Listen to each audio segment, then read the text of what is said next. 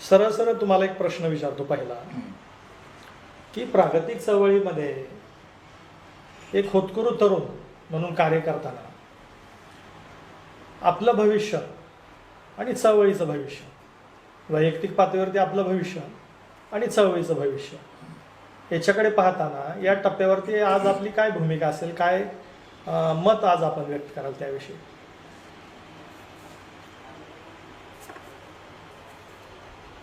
खरं तर आपलं वैयक्तिक भवितव्य आणि चळवळीचं भवितव्य हे सगळं या संदर्भात विचार करत असताना मी माझं स्वतःचं ज्यावेळेस उदाहरण घेत असतो की वैयक्तिक असं वेगळं आणि सामूहिक असं वेगळं करता येत नाही आपल्याला. तर जिथं जिथं सामूहिक असतं तिथं तिथं वैयक्तिक असतंच.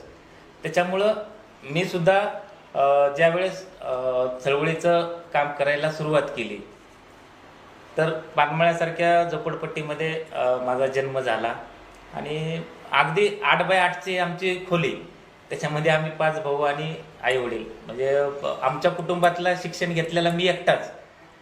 पण तरीसुद्धा वैयक्तिक जे भवितव्य जे पारंपरिक अर्थानं जे असतं की शिक्षण करणे, नोकरी करणे आणि मुलं-बाळं, लग्न वगैरे, तर ते पारंपरिक वैयक्तिक भवितव्य ठरलेलं असतं.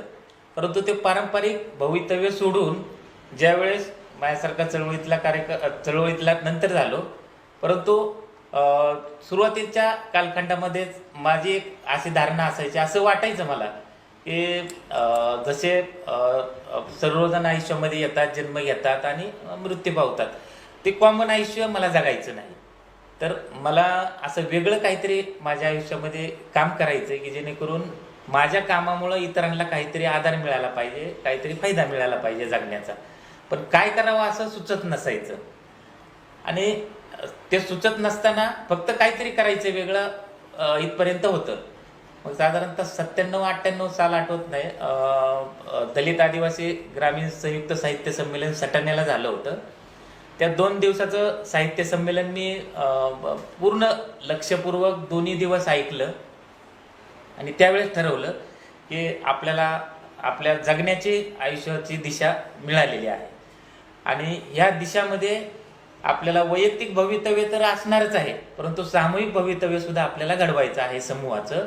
आणि म्हणून मग मी त्यावेळेसपासून चळवळीच्या कामाला सुरुवात केली आणि वैयक्तिक पातळीवरती शिक्षण घेतल्यानंतर खरं तर घरच्यांची अशीच अपेक्षा होती, अजूनही आहे, की घरातला शिकलेला मी एकटा आणि मी कुठंतरी नोकरी करावी, सर्व कुटुंबाला सांभाळावं, भावांकडे लक्ष द्यावं. परंतु ते मला आजपर्यंत जमलं नाही कधीच. माझे भाऊ दोन्हीही त्याच ठिकाणी राहतात, पानमळा या वस्तीमध्येच, आणि मोलमजुरीच करतात दोघेही, फारसं शिक्षण न झाल्यामुळं. त्यामुळं कुटुंबाकडे फारसं मी लक्ष देऊ शकलो नाही. परंतु सामाजिक पातळीवरती चळवळीमध्ये मी चळवळीचं काम करायला सुरुवात झाल्यानंतर मग ते सक्रियपणे मी जे काम करत गेलो त्याच्यातून मला काही गोष्टी माझे समज वाढत गेली आणि मग त्यातच मला असं समजलं की जर आपण कुटुंब व्यवस्था ही व्यवस्थेचाच एक भाग असतं आणि जर कुटुंब व्यवस्था काय करते की तुम्हाला रक्तनात्याच्या संबंधाने कुटुंबामध्ये बांधून ठेवलेलं असतं आणि तुम्हाला जर ते जर संबंध तोडता आले तर खऱ्या अर्थानं तुम्ही चळवळ करू शकता आणि दुसरं काहीही घडवू शकता.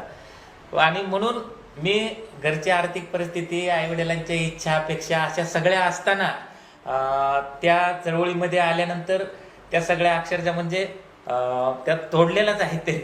त्यांच्या इच्छेला मी पुरा आजही पडू शकलेलो नाही, परंतु चळवळीमध्ये सक्रिय झालो आणि नंतर मग जसे जसे माझी समज वाढत गेली तसं मलाही समजत गेलं की आम्ही जर नोकरी केली असती तर कुटुंब, माझे आई वडील, भाऊ यांच्या पुरतामध्ये मर्यादित राहिला असतो. आणि परंतु मला ज्याला आपण म्हणू शकतो की समाजाची जी भूक असते ती समाजाची भूक भागवणं यासाठी आपण काम केलं पाहिजे. एका कुटुंबाची नाही तर समाजाची जी भूक आहे, जे उपेक्षित वंचित आहेत त्यांची भूक भागवण्यासाठी आपण काम केलं पाहिजे. आणि ते जर काम करायचं असेल तर वैयक्तिक पातळीवरच्या ज्या काही भावबंध असतात ते आपल्याला तोडावीच लागतील. आणि म्हणून मग मी ते तोडली आणि वैयक्तिक पातळीवरती जशी भौतिक प्रगती फारशी करू शकलो नाही, म्हणजे माझं कुटुंब आहे ते पत्नी सांभाळते. परंतु आज चळवळीच्या या टप्प्यावरती विचार करत असताना आज जे सगळं आज जी देशात राज्यात जी सत्ता आहे, तर ती सत्ता इथल्या मनुस्मृतीच्या विचारांवर चालणाऱ्या आणि भांडवलदारांचं हितरक्षण करणाऱ्या व्यक्तींची सत्ता आहे. त्यामुळं आज पूर्ण देशातली परिस्थिती बदललेली आहे, राज्यातली परिस्थिती बदललेली आहे. आणि या सगळ्या बदललेल्या परिस्थितीमध्ये आपल्याला जे पुरोगामी विचार करणारे आहेत, प्रागतिक विचारधारा जोपासणारे आहेत, अशा सर्वांचं एक कर्तव्य झालेलं आहे की ज्याला आपण म्हणू शकतो की हातगाईची लढाई आहे आता.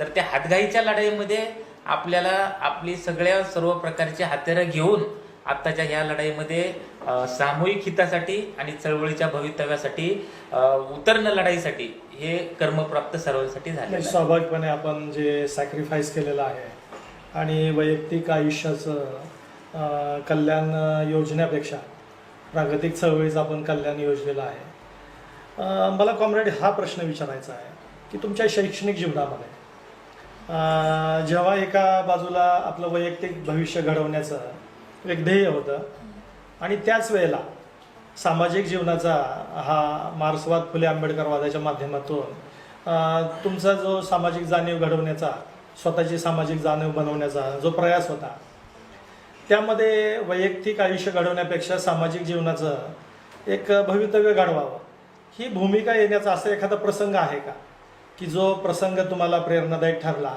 आणि त्यांनी वैयक्तिक जीवनापेक्षा सामाजिक जीवनाकडे तुमचा कल आहे हे तुम्हाला सुनिश्चित केलं? असा काही प्रसंग आठवतोय का शैक्षणिक जीवनावरला किंवा त्यानंतरच्या काळात? खरं तर म्हणजे काही प्रसंगानुसार व्यक्तींची जडणघडण होत असते किंवा आयुष्याला दिशा मिळत असते. परंतु माझं काय झालं होतं की जशी चळवळीत येण्याच्या अगोदर मला माझी समज तयार होत असताना मी तो 2 मेणबत्त्या हा धडा वाचला होता. आणि तो 2 मेणबत्त्या हा जो धडा होता, तर त्याच्यामध्ये 2 मेणबत्त्या असतात की ज्या एका खिडकीमध्ये असतात. त्यातली दररोज येणारा व्यक्ती असतो, म्हणजे ते असं रूपकात्मक आहे, परंतु त्याच्यातून माझ्या आयुष्याला खरी प्रेरणा मिळाली की त्या 2 मेणबत्त्या एका खिडकीमध्ये असतात. त्या घरात राहणारा व्यक्ती संध्याकाळी येत असतो, एक मेणबत्ती पेटवत असतो आणि उजेड झाल्यानंतर परत सकाळी विझवून तो निघून जात असतो. मग असं दररोज ती मेणबत्ती थोडी थोडी कमी होत असते. मग दुसरी जी मेणबत्ती असते ती त्या मेणबत्तीला म्हणते की तुला कितीतरी वेदना सहन कराव्या लागतात आणि वेदना सहन करून तू संपून चाललेली आहे. तर त्यावेळेस जी मेणबत्ती दुसऱ्या मेणबत्तीला म्हणते की या पृथ्वीवरती ज्यांचा जन्म झालेला आहे ते सर्वच संपणार आहेत, परंतु तुमच्या आयुष्य ज्यासाठी निर्माण केलेलं आहे त्या कारणासाठी तुम्ही उपयोगी पडलात का नाही, हा महत्वाचा प्रश्न आहे. संपणार मी पण आहे, संपणार तू पण आहे, परंतु माझा उपयोग दुसऱ्यांना प्रकाश देण्यासाठी आहे, त्यामुळे मी तशी संपणार आहे. परंतु तुझा उपयोग हा जर असाच झाला नाही तर किडे आणि मुंगे तुला गुरतडून खाणार आहे, तुझा बी आयुष्य संपणार आहे. तर हा माझ्या आयुष्यावरती मोठा परिणाम त्याचा झाला होता. फक्त काय करायचं, कोणत्या मार्गाने जायचं ह्याच्या शोधात होतो आणि मग तशा शोधात असताना ते आग्राच्या माध्यमातून माझ्या आयुष्याला दिशा मिळाली. मार्क्सवाद, फुले आंबेडकरवाद हे त्या काळातलं अगदी प्रभावी असं दर्शन होतं, तत्वज्ञान, आणि ज्याच्या आकलनातून तुमची सामाजिक जाणीव घडत गेली. आता ही जी सामाजिक जाणीव सातत्याने तुम्हाला समाजाचा, गतिशास्त्राचा अन्वयार्थ शोधण्यासाठी भाग पाडत होते, तर त्या परिस्थितीमध्ये तुम्ही समाजाचं जात वर्ग चरित्र अभ्यासण्याचा प्रयत्न आणि त्याच्या समस्याला काही उपयोजन देण्याचा प्रयत्न हा सातत्याने करत होता.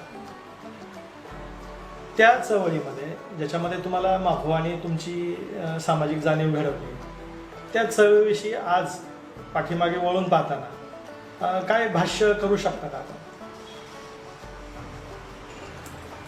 भाष्य म्हणजे मी ज्या चळवळीमध्ये, ज्या विचारांमध्ये माझी जडणघडण झाली, साहजिकच त्या विचाराबद्दल माझी कमिटमेंट आहे आणि मी त्याच विचारांचा आहे. फक्त एक ज्याला आपण म्हणू शकतो की वेगळा मार्ग मी स्वीकारलेला आहे फक्त, परंतु त्याच विचाराचा मी आहे. तर मला खात्री आहे की आजच्या म्हणजे पूर्वीचा माफवा असेल तर जात वर्ग स्त्री दास्यांताचे जे विचार आहेत ते दास वर्ग स्त्री दाशांतचे विचारच या महाराष्ट्रात आणि देशाला समतेचा व्यवहार शिकवू शकतात, समतेकडे घेऊन जाऊ शकतात. फक्त काय झालेलं आहे की म्हणजे मी ज्या ज्या ठिकाणी जातो त्या त्या ठिकाणी बोलत असतो की आज सत्यशोधक चळवळीचा वैचारिक क्षेत्रामध्ये जो हस्तक्षेप आहे तो सर्वांपेक्षा पुढचा आणि वेगळा असतो. परंतु प्रॅक्टिस नाही, प्रॅक्टिस कमी आहे, व्यवहार. तर मला तेच जाणवलं की महाराष्ट्रामध्ये आज वैचारिकदृष्ट्या सर्वात पुढे असणाऱ्या या विचारधारेची प्रॅक्टिस वाढली पाहिजे आपली. आणि मग तिथं प्रश्न परत उपस्थित होतो की एक थोडस मलाही चळवळीत असताना जाणवलं की समजा उदाहरणार्थ आपल्याला जाती अंत करायचा आहे, तर जाती अंत करायचा आहे, मग एखादी गोष्ट आपल्याला संपवायची तर ते असे लांब राहून किंवा लांबून पाहून संपू शकत नाही. तर ती गोष्ट आपल्याला हातात घ्यावी लागते, त्या गोष्टीतले अंतरंग पाहावे लागतात, त्या गोष्टीचे गुण दोष पाहावे लागतात आणि ह्या सगळ्या गोष्टी पाहून आपल्याला ती कशी संपवायची तेव्हा त्याच्यावरचा मार्ग निघू शकतो. परंतु सध्या चळवळीतले लोक म्हणजे जातीचं एखादं जात वास्तव आहे ना आणि त्याला टाळून त्याला नाकारून तुम्ही पुढे जाऊ शकत नाही. त्याच्यामुळं जातीचं वास्तव लक्षात घेऊन आपल्याला जाती अंताची आपली भूमिका आणि आपला व्यवहार ठरवावा लागेल. तर तो व्यवहार माझं असं एक स्पष्टपणे मत झालेलं आहे की काय झालं की कॉम्रेडचा जे सगळा व्यवहार झाला कॉम्रेड शरद पाटलाचा, तो आदिवासी भागामध्ये सगळा व्यवहार झाला आणि बिगर आदिवासी भागामध्ये आणि आदिवासी भागांमध्ये जी जाती व्यवस्था आहे, जे जातीची लक्षणं आहेत, जो जातीय व्यवहार आहे तो पूर्णपणे भिन्नता आहे, वेगवेगळ्या स्वरूपाचा आहे. त्याच्यामुळं मग हा व्यवहार बिगर आदिवासी भागातला व्यवहार लक्षात घेऊन आपल्याला आपली धोरणं ठरवावी लागतील. तर बिगर आदिवासी भागातला व्यवहार ठरवून आपण धोरणं न ठरवल्यामुळं थोडंसं प्रॅक्टिसमध्ये व्यवहारामध्ये आपण थोडंसं कमी आहोत, असं माझं त्या संदर्भातलं मत तयार झालेलं आहे. आता हा जो बिगर आदिवासी भागातला व्यवहार तर तो आपण मागच्या काही वर्षापासून दलित युवक आंदोलनाच्या माध्यमातून आपण राबवताना दिसत आहात. तर दलित युवक आंदोलनाची कल्पना कशी निर्माण झाली, त्याची पार्श्वभूमी काय, याविषयी काय सांगू शकाल? खर तर विद्यार्थी संघटनेत काम करत असताना काम करत होतो आम्ही, परंतु काही गोष्टी अशा निदर्शनास आल्या की जे जातीय व्यवस्थेचं वास्तव आहे. आपण जर पाहिलं या आपल्याला सर्वांना जात वर्ग स्त्री दाशांत करायचं आहे, परंतु पुरोगामी चळवळीत जरी आपण पाहिलं तरी सुद्धा असं कधी दिसत नाही की दलित जातीचा व्यक्ती एखाद्या व्यापक चळवळीचं नेतृत्व करतोय. मग तो प्रतिगामी असेल, पुरोगामी असेल किंवा कोणतेही, तर असं घडत नाही. तर उलट परिस्थिती अशी आहे की ज्या जातीची पोटजात असते त्या पोटजातीचा सुद्धा वेगळा नेता असतो, ती पोटजात सुद्धा जातीच्या नेत्याचं नेतृत्व स्वीकारत नाही, अशी परिस्थिती आहे. म्हणजे ते प्रतिनिधी स्वरूपात घडतात गोष्टी, परंतु समूह म्हणून त्या गोष्टी घडत नाहीत. म्हणून हे वास्तव माझ्या लक्षात आलं की जेव्हा मी ठीक आहे सत्यशोधक चळवळ करतोय, जात वर्ग स्त्री दाशांतचा व्यवहार करतोय, परंतु मी सहज पाहिलं की म्हटलं मी ज्या समूहातून आलोय तर तो समूह कुठं आहे आज, तर तो समूह पूर्णपणे एक व्यवस्थेचा भाग आहे सर्वार्थाने, आणि तो व्यवस्थेचा भाग आहे. आणि तो व्यवस्थेचा भाग असेल तर मग मी ज्या व्यापक चळवळीमध्ये काम करतोय तर त्या चळवळीचा अजेंडा असा आहे का की त्या चळवळीचा अजेंडा ह्या समूहाला या प्रक्रियेत आणण्याचा आहे का, तर तसा काही अजेंडा नाही. मग हे वेगवेगळे समूह आहेत, त्या आपण व्यापक पातळीवरती जात वर्ग स्त्री दाशांत करायचं आहे, परंतु त्याची प्रोसिजर आहे ना. आज आपण पाहतो की पूर्वाश्रमीचा महार आणि आताचा बौद्ध, तर जाती अंताच्या प्रक्रियेत सर्वात अग्रेसर आज बौद्ध आहे का, तर ही जी प्रोसिजर आहे ती प्रोसिजर झालेली आहे आणि ती प्रोसिजर इतर समूहामध्ये सुद्धा घडली पाहिजे, झाली पाहिजे. हे माझं थोडंसं त्याच्या संदर्भातलं आकलन तयार झालं आणि मी थोडंसं बारकाईनं पाहिलं, वास्तवातल्या लोकांशी बोललो, चर्चा केल्या आणि त्याच्यानंतर ठरवलं की म्हटलं मार्ग आपला हाच आहे, परंतु आपल्याला थोडंसं वेगळ्या मार्गाने या समूहामध्ये काम करावं लागेल आणि समूहाला या प्रक्रियेत आणावं लागेल. आणि तो एक एकटा समूहच येऊ शकतो असं घडू शकत नाही. की जसं युरोपांमध्ये क्रांत्या झाल्या, वर्गीय क्रांत्या, तसं भारत देशामध्ये एकाच्या आयुष्याच्या कालखंडामध्ये संपूर्ण भारत देशातली जात वर्ग स्त्री राष्ट्रांची क्रांती घडेल असं भारतामध्ये घडू शकत नाही. तर अत्यंत गुंतागुंतीची जाती व्यवस्था आहे, त्याच्यामुळे त्याला प्रोसिजर आहे, त्या प्रोसिजरनीच जावं लागेल. म्हणून मग ही सगळी वास्तव परिस्थिती लक्षात घेऊन मग मी ठरवलं की मग आपल्याला वेगळा काहीतरी मार्ग निवडावा लागेल की जो अंतिमतः याच विचाराचा असेल, परंतु त्याचा फॉर्म वेगळा असेल. म्हणून मग मी दलित युवक आंदोलन ही संघटना चालू केली आणि मग दलित युवक आंदोलनाच्या माध्यमातून आजपर्यंत काम करत आहे. आता किती वर्ष झाले दलित युवक आता आंदोलन? साधारणतः 15 वर्ष झाले. 15 वर्षाची. आज 15 वर्षाची या मार्गक्रमणामध्ये जातीअंताच्या भूमिकेमध्ये तुम्ही दलित युवक आंदोलनाला, म्हणजे जात्यांताच्या ह्या प्रक्रियेमध्ये दलित युवक आंदोलनाला इतर प्रागतिक चळवळीच्या तुलनेमध्ये कुठे पाहता? दलित युवक आंदोलन म्हणून ज्यावेळेस अंतिमतः हा हेतू आणि विचारधारा घेऊन काम करायला सुरुवात केली, तर पूर्वी मला आठवतंय की जर 15 वर्षापूर्वीची परिस्थिती असेल तर ह्या समूहामध्ये पुरोगामी विचारधारा ही मार्क्स वगैरे ही तर नंतरचीच गोष्ट आहे, पण आंबेडकरवादी होणं हे सुद्धा महाभयानक काहीतरी आहे अशा पद्धतीची एक मानसिकता होती की आंबेडकरवादी होणं म्हणजे वेगळं काहीतरी केलेलं आहे अफलातून, असा प्रकार होता. परंतु मागच्या 15 वर्षापासून आम्ही जे काम करायला सुरुवात केली आणि काम करायला सुरुवात केल्यानंतर मागच्या 15 वर्षात जो मूलभूत असा सर्व प्रकारचा बदल झालेला आहे. आणि जसं ज्या समूहातून आलो आम्ही, तर त्या समूहाची सुद्धा ती आज गरज झालेली आहे की जे इथल्या भांडवलशाही व्यवस्थेने सर्वांचे उत्पादन संबंध बदलले, उत्पादन साधनं संपुष्टात आणली आणि गावगाड्यातली जी रचना होती त्या गावगाड्यातल्या रचनेनुसार मातंग समूह आज उशिरा शहरामध्ये दाखल झाला. उशिरा शहरामध्ये दाखल झाल्यानंतर आता त्या समूहामध्ये एक समज तयार होत चाललेली आहे, अंडरस्टँडिंग होत गेलेली आहे की आपल्याला जर यातून मुक्ती मिळवायची असेल तर आपल्याला फुले आंबेडकर विचारधारेशिवाय पर्याय नाही. त्यामुळे ह्या टप्प्यापर्यंत हा समूह आज आलेला आहे आणि दलित युवक आंदोलनाच्या मार्फत आम्ही मागच्या 15 वर्षामध्ये अनेक असे वेगवेगळे प्रयोग केले की ज्या प्रयोगाला अनुसरून एक मोठ्या स्वरूपामध्ये त्याला प्रतिसाद लोकांचा मिळताना दिसतोय. उदाहरण सांगायचं झालं तर आम्ही 13 नोव्हेंबरला जो पुणे शहरामध्ये वंचित बहुजन आघाडीच्या बरोबर मातंग सत्ता संपादन मेळावा घेतला. तर खरं तर ते संकल्पना आपल्यासारख्या चळवळीतल्या कार्यकर्त्यांना एकदम सहज वाटेल की वंचित बहुजन आघाडीच्या बरोबर मातंग समाज जाणं हे, पण वास्तव परिस्थितीत जर विचार केला तर ते वाटतं तेवढं सोपं नाही. ही पहिल्यांदा घडलेली प्रक्रिया आहे, अशी राजकीय प्रक्रिया की ह्या समूहाने ज्यांचं पारंपरिक वैर आहे पहिल्यापासून की त्या समूहाबरोबर राजकीय दृष्टिकोनातून जोडून घेणं, ही जी प्रक्रिया इथपर्यंत आम्ही आलो, तर ते मागच्या 15 वर्षाचं आमच्या जे काम केलं तर त्या कामाचा परिपाक आहे असं वाटतं.